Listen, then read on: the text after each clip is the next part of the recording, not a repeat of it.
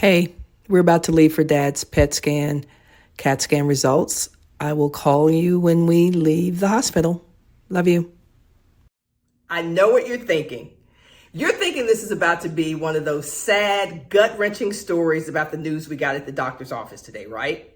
Nope, that's not what this is.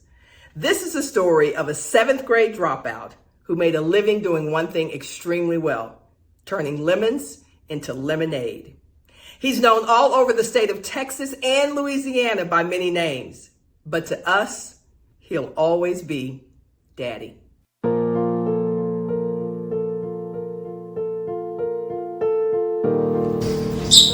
Do you know what time you were born? No. You know what day it was? I know what day it was. You do? I do, I looked it up. It was a Wednesday. It was a Wednesday on August 31st in 1932. By the way, I want you to look up Jonesville. I did. You did? I did. I was born Rock 1 Block 48, Rock 1. What was your mother like? Like, what kind of person was she? Good person. Good people. Yeah. You bring me corn bread in a pocket. She would bring you cornbread in her pocket? In an apron pocket. In her apron pocket. Yeah. You had 4 brothers and 4 sisters. Right. Everybody. And I was the baby. And you were the baby. Dad, well, was a good dad. Hell, I just loved him. He wasn't a bad man, but he just take up business. What do you remember about your childhood? Yeah. What? This car right here. Mm-hmm. I was 5 years old when I had an operation on my leg.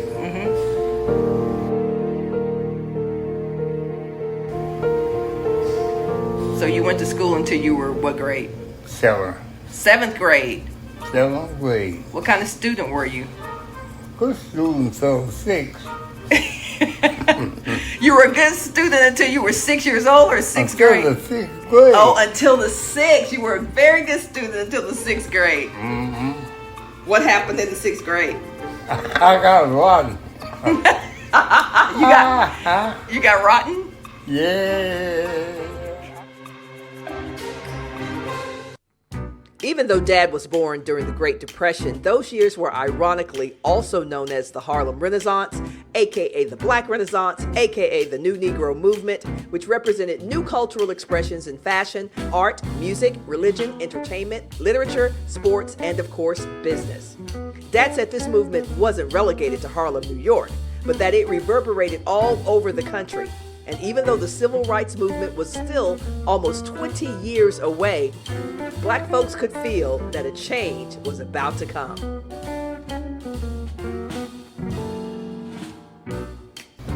So when did you get to move to Dallas? And 48, 49. You moved to Dallas between 48 and 49? You were 16 or 17? 16. 16. Yeah. How did you meet our mother? Louisiana. You met her in Louisiana. When did you go? What'd you go to Louisiana for? Picking cotton. And they were picking cotton too? Yeah. I had on a paper sack cap. Paper sack. Yeah, paper sack cap. Yeah. And I was hollering, out of the heat, out of the shade, on your feet, out of the sun and the heat. So how'd you spot her? Yeah, I was liking her cousin, Who? Dollar B. Okay. And I spotted her. I was like, glad night, best thing ever happened to me. Sure was. So you were dating mom's cousin, but you saw her, so you ditched her cousin? Baba knows.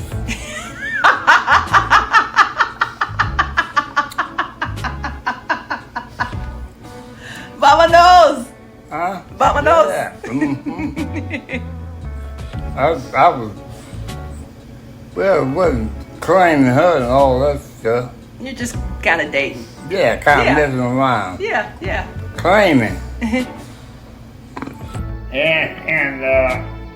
So I wrote a postcard. Mm-hmm. And my mama got over to it and she couldn't get the address. To respond back to you. Mm-hmm. Uh-huh. And listen to me. She was in Louisiana, Yeah. and you told her you had a house here. Oh, hell yeah. The big lie. Oh, boy. The big lie. payoff. The big payoff. Yeah. So anyhow. She believed you. She believed you because she Yeah. wanted to come to Dallas too. Yeah, hell yeah. Yeah. My God. So how long was it before, when did mom find out that you did not have a house? Tell me that. When I had to fess up.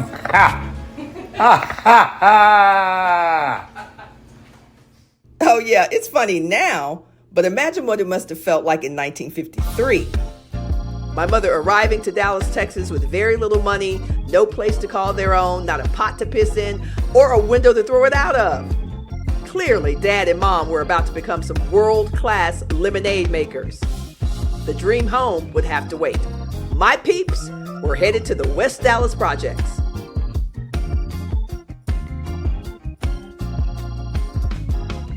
In 1953, my brother Alonzo was born. My brother Larry followed in 1956, my sister Deborah in 1957, and I was born in 1965. And although I don't remember a whole lot about living in West Dallas, my brother and sister say that the Jets were the place to be. While the kids were getting acclimated in school and activities, my mom was planning, plotting, and saving for the day that we could move into our own home. So what was your plan, Dad? Were you just gonna rent an I apartment? was going to rent. You were gonna rent. Yeah, and I was wanting something cheap. At what point, which year did my mother decide she'd had enough of project living? Enough project, yeah. Yeah, when was that? What year was that? 68, How much was the mortgage when you moved here? 150. $150. Yep. Wow. I was paying $35 a month. And I was behind $105. Because how in the hell don't pay $150? And can't pay, oh boy. Yeah. I think my father running a business and working 2 jobs and trying to start a business in the 60s was very difficult. In 68, it was very challenging for an African American or Hispanics or just people of color to try to become contractors. It was very difficult, but he persevered. How did my mother explain that you could do it? I mean, she I obviously, don't know. she obviously knew you could. She had faith in me. Yeah. I saw that more than anything, and he is definitely not a quitter. He fights through, and I saw him get discouraged a lot, but he never stopped. True hustle. I mean, he got it. He would go to the office and wait to get an assignment from the tile supervisor. Sometimes he got it, sometimes he didn't. But along the way, he found a niche. Whenever the man called, I was wet. That's the only way I know how I was wet. You were good at it. I mean, I was good.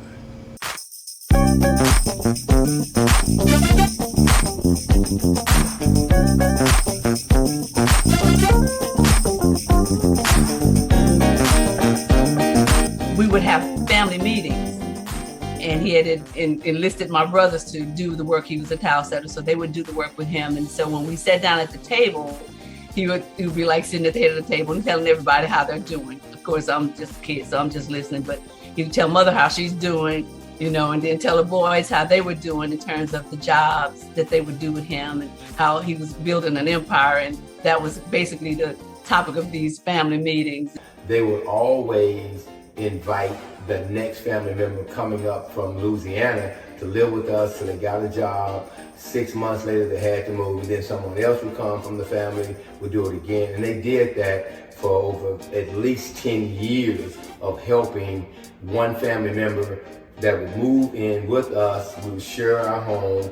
They would get a job, and then they would do the same thing. It kept replicating itself, and that is what I think is needed today. By the time we moved from the West Dallas projects into our new home in a suburb of Dallas called Oak Cliff in 1968, we were one of the royal families in the neighborhood. My two brothers, Alonzo and Larry, had become amazing basketball players at Pinkston and South Oak Cliff High School. We had pickup basketball games in our driveway, barbecues for their high school teams, parties on the weekend with my parents' siblings, and when we walked into the grocery stores, everybody knew who we were. After Larry graduated from high school, things changed because then it was just I was home with you and our youngest brother, and so I didn't have an explanation for it.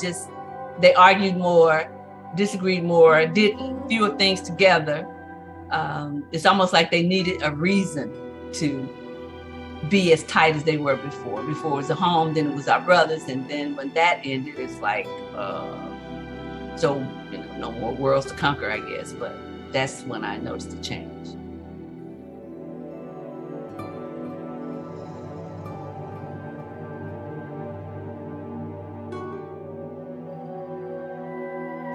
So how would you describe your marriage? Perfect. No way! Nobody has a perfect marriage. I had a perfect one that you can think of. I see what you mean, yeah. Ups and downs. Sure. Changes. It changes, yeah. And there were more changes on the way. It was 1975. I was 10 years old. My parents were arguing every day. My sister was about to leave for college at UT Austin. And oh yeah, did I mention that my parents were about to welcome a new baby to the family?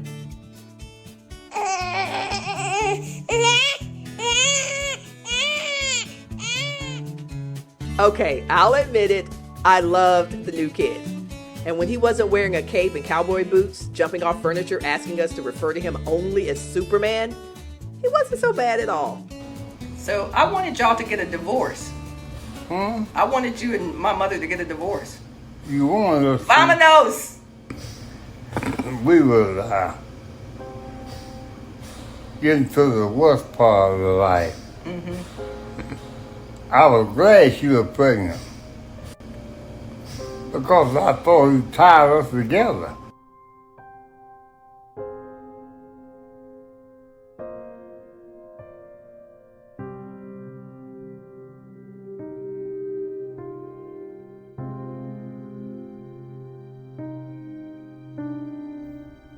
The directors came over and said, "Hey, your brother called.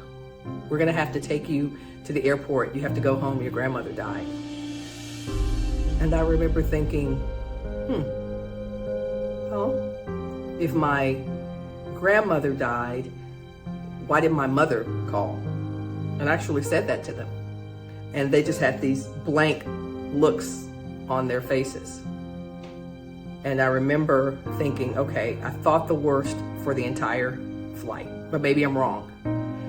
And so my test was going to be if when that door opened, I saw my mom's face, then I knew everything was okay. So the door opens and I'm deciding whether I even want to look or not, but I look over and I see my sister.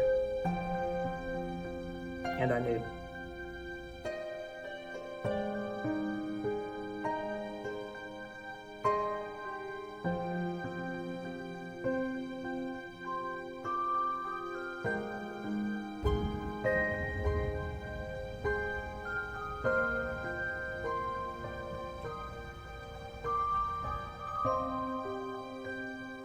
Growing up with Dad was interesting because he was an older guy, and a lot of people thought he was my granddad. About him being an older guy, he had older ways. And I often told him that times change. But he always said, God ain't changed. Which he had a point. The year after Mama died, our family was still reeling. She had been the anchor. Dad had moved back home, and I was about to head to college at the University of Texas on a full basketball scholarship. I needed some distance from Dallas and Dad. Fair or not, I was still blaming Dad for Mom's death. And I was looking forward to being away from home, although I knew I would miss Chris terribly. I was sure my sister and brothers would come to see me play every chance they could. Dad was not invited. But there was just one thing. I didn't actually tell Dad that I didn't want him to come to my games. And he showed up to every single one of them. Every single one. Once again, basketball was bringing my family together. And over time, I learned that forgiveness is truly the gift that keeps on giving. The cause we here tonight is because of Celebration of Friends. And I've had one hell of a good time since 1983. And it took this and Stan to let me know what was the big deal. I told her, we ain't going, those friends ain't starting. She said, friends need you more now. I was like, hallelujah. Well, and I figured it out, that's what it took. And I thank God for out Nova. Bye-bye. Dad always had a way with the microphone. And sure, we'd had our ups and downs. But there were some things about Dad that were just constant. Faith, family, and of course, his love for country music.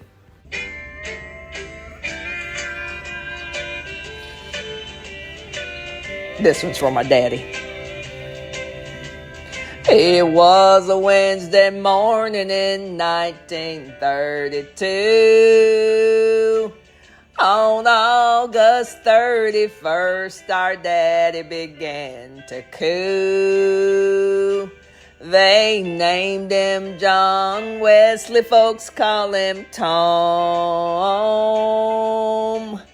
But he's always been daddy to us at home. He soon built up his business the best he can by becoming Dallas' best damn ceramic tile man. So if you want to know just why we love him so, just walk into our house to see the avocado tile, that is. I'm very proud of that.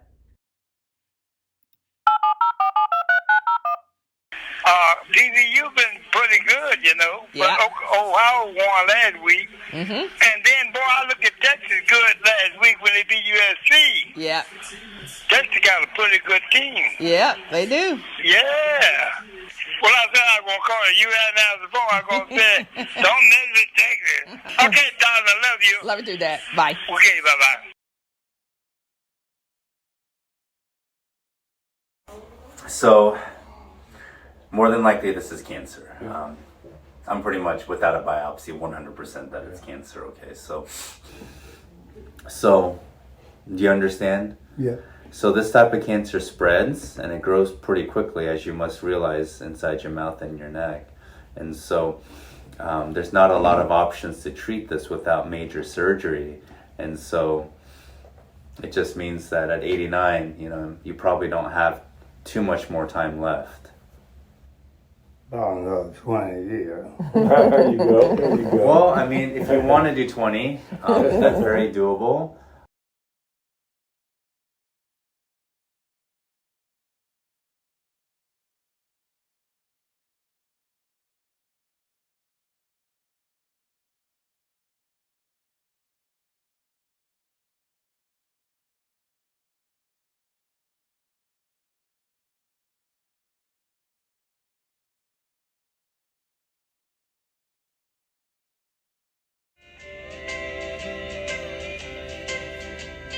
God sure broke the mold when he made our daddy.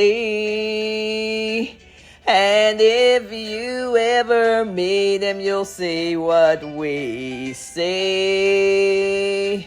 There'll never be another one, and that is true. 'Cause there's no way that God would ever make two. He married our mom and they produced us 5. 3 boys and 2 girls, we make up the Harris Hive. So if you want to know just why we love him so, just walk into our house and see the avocado. Yeah, if you want to know just why we love him so, just walk into our house and see the avocado.